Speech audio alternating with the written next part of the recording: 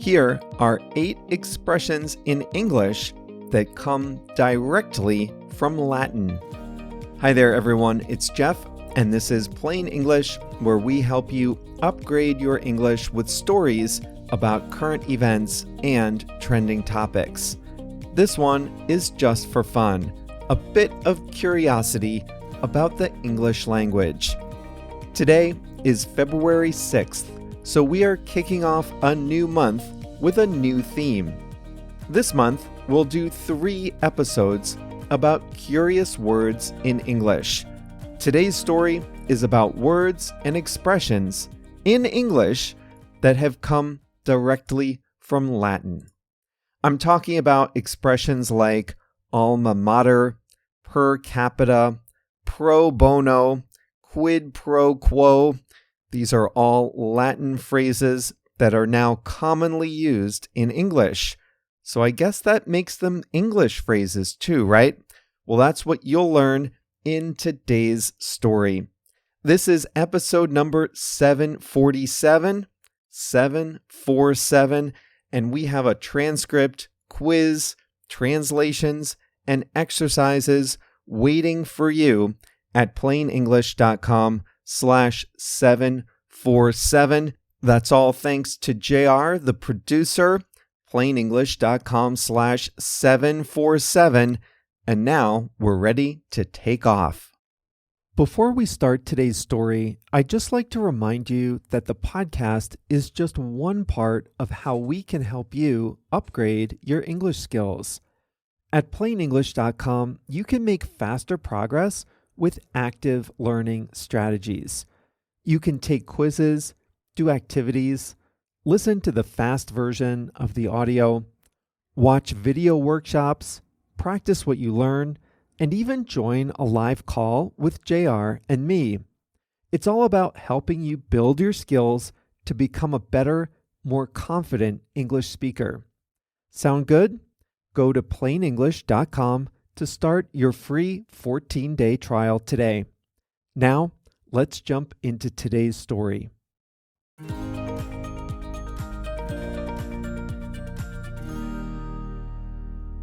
Dozens of languages trace their roots to Latin. English is not one of them. Still, a lot of English words are based on Latin or French, and some expressions come straight from Latin. So in this episode, we'll talk about 8 words or expressions in English that come directly from Latin. They're not adaptations. They're not words with roots in Latin. They are Latin words that are also, now, English words and expressions. I have 8 of them, plus a handful of abbreviations too. Let's start with the A's. Alma mater. Alma mater in Latin means nourishing mother. That's not what it means in English.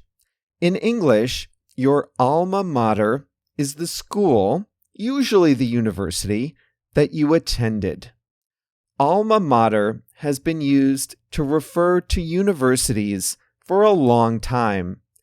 Back in the Middle Ages, universities were seen as places that nurtured the minds and spirits of their students. The term has been used in English since the 1600s. It refers to a person's former school, college, or university. Here's how you use it. Michael Jordan was a famous basketball player. His alma mater is the University of North Carolina. Elon Musk is in the news a lot. He attended the University of Pennsylvania, so we say his alma mater is the University of Pennsylvania. Next up, circa. Circa, C-I-R-C-A, means approximately. And in English, we use the word circa primarily with dates. So if we want to say something happened, or something was created, or someone was born approximately at a point in history, we use circa. For example, you might read about a painting, and if the exact year is unknown, you might read this: completed circa 1850. That means it was completed sometime around 1850. An old photograph might be dated circa 1945. If you don't know the exact year, but you think it's close to 1945. This is sometimes abbreviated with C plus a period on the placards in the museum.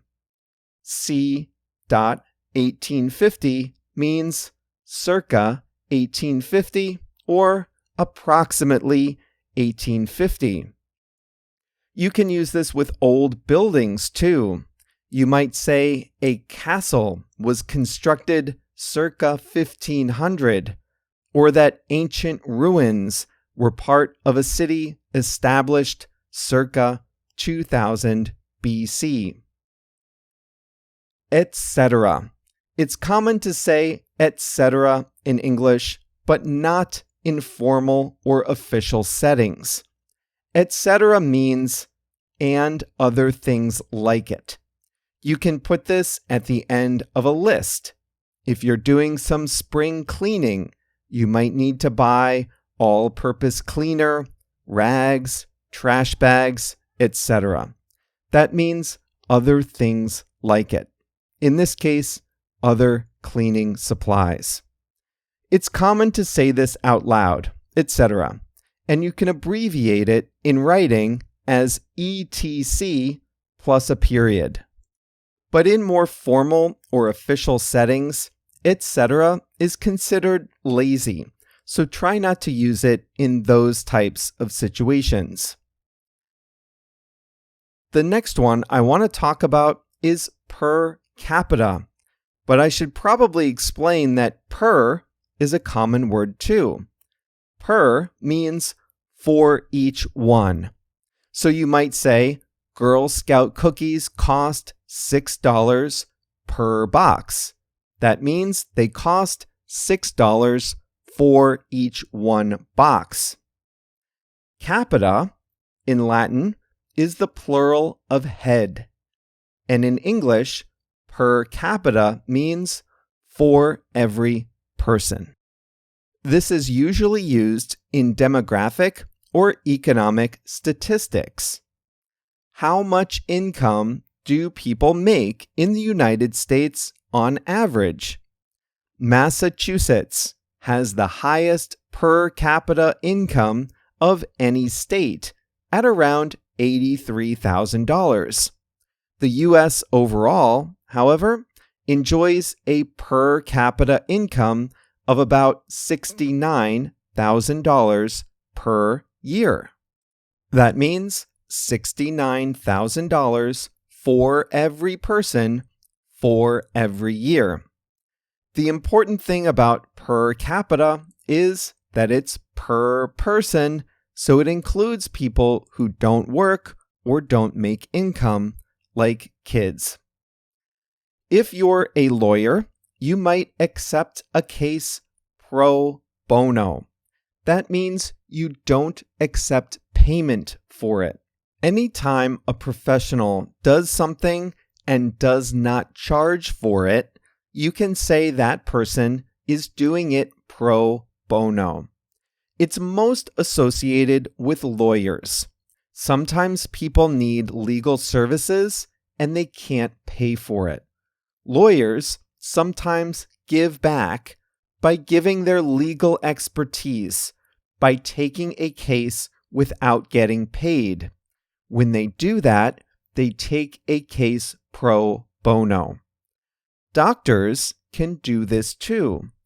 Doctors, nurses, and other medical professionals might do some pro bono work. That means they use their expertise to volunteer their services. Notice, pro bono is when professionals donate their professional skills for free. If a lawyer volunteers to clean up a park, that's not pro bono. But if the lawyer represents an environmental group in court, that is pro bono. Next up, quid pro quo. This means one thing is given explicitly for another thing. This is frequently used in cases of bribery or public corruption. Let's say I'm really good friends with the mayor of my city, and I want to give the mayor a present, say a new car. That's very generous of me. Let's also say I'm the president of a company that builds roads, and the mayor, soon after receiving the car, chooses my construction firm to build a new highway. Coincidence? Or was it a quid pro quo? The mayor might say, "No way, it's not a quid pro quo. The gift and the contract are two separate things. One has nothing to do with the other." But other people might be skeptical. They might think it was a quid pro quo. They might think I gave the car because I expected to get the contract. Here's another one with the word quo. Status quo. The status quo is the situation the way it is right now. You hear this a lot in business. We're challenging the status quo, someone might say. That means we want to challenge the situation the way it is right now.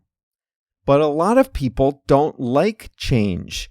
They might be comfortable with the status quo. That means they might be comfortable with the way things are right now. Last one, vice versa. Vice versa means the other way around. Here's how we use vice versa. We usually make a statement about actions or feelings moving in one direction, and we say, and vice versa, if we want to say they move in the other direction too. JR is the producer of Plain English, and he and I work on these lessons together. I help him with his part and vice versa. That means I help him with his part and he helps me with my part. Now let's close with abbreviations. AM and PM come from Latin. They don't stand for anything in English. If you close a letter or email and add something beneath your signature, you might write PS. That's a Latin abbreviation. And if you stroll through a cemetery, you might see the abbreviation RIP on the tombstones. You might think RIP stands for rest in peace, and it can, but RIP comes from a Latin phrase meaning the same thing, and people used RIP in English long before they started saying rest in peace.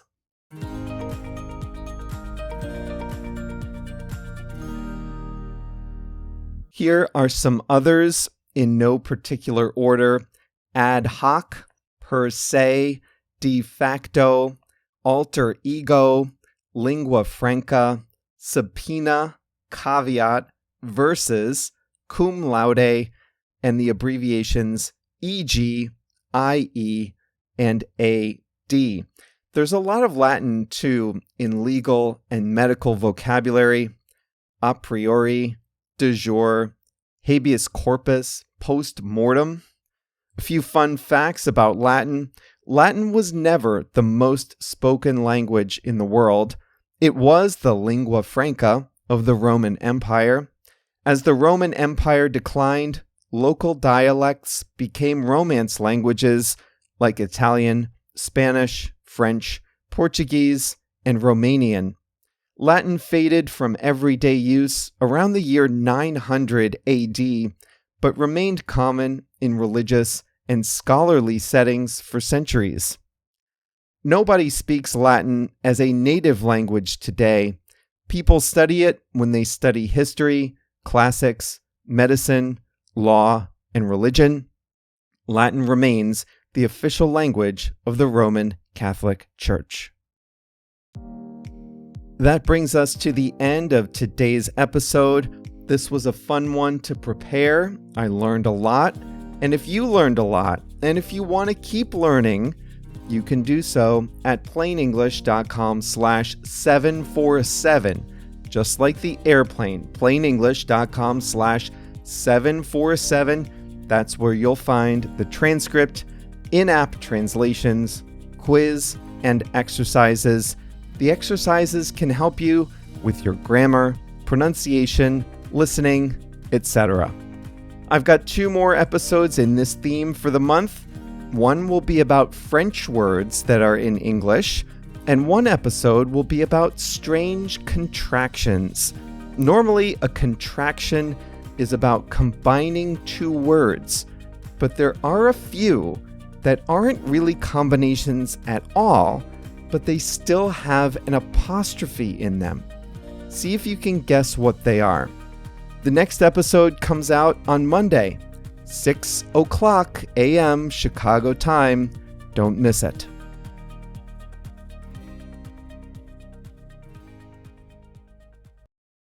Listen up if you speak Spanish, Portuguese, Chinese, German, French, Italian, Japanese, Polish, or Turkish.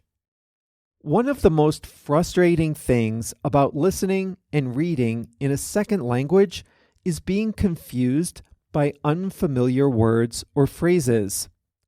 When you listen to plain English, or when you read the transcript, you probably encounter some words you don't know. When that happens, you have a few options.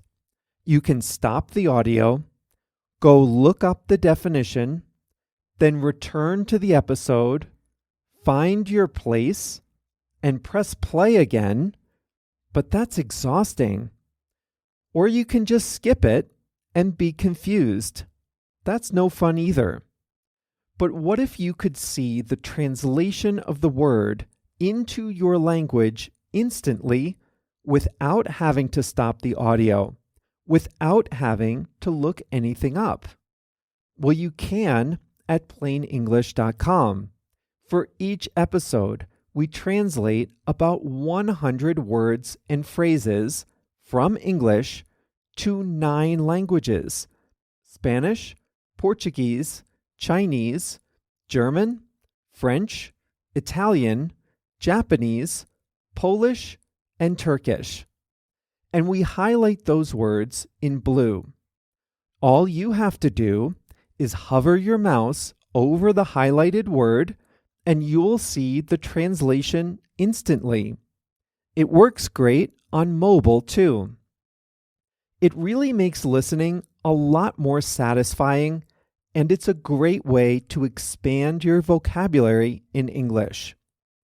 The best way to see these translations is to sign up for a free 14-day trial at plainenglish.com. During your trial, you can read as many transcripts as you like, all with the translations into your language.